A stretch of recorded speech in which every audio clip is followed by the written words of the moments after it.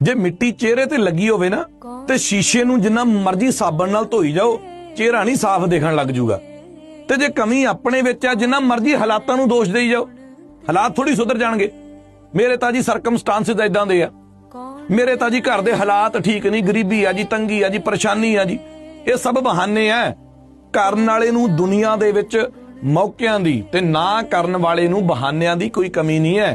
हालातां नूं दोष देण नालों चंगा यह है भी मेहनत करके कोशिश करो, कला शीशे नूं ना रगड़ी जाओ। जिहड़ा चेहरे दे उत्ते मिट्टी लगी है उहनूं साफ करन दी कोशिश करो, तां मूंह साफ दिखूगा शीशे चों। हालातां नूं कल्ले निंदी जांदे हो, की मतलब बनदा हालातां नूं कल्ले बुरे कहण दा?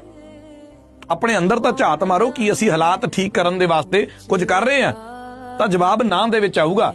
जे जवाब ना दे विच आ रिहा ते गुनहगार आपदे हालातां दे असीं आप हां, कोई होर नहीं है। बेअंत स्वामी कौन जाने।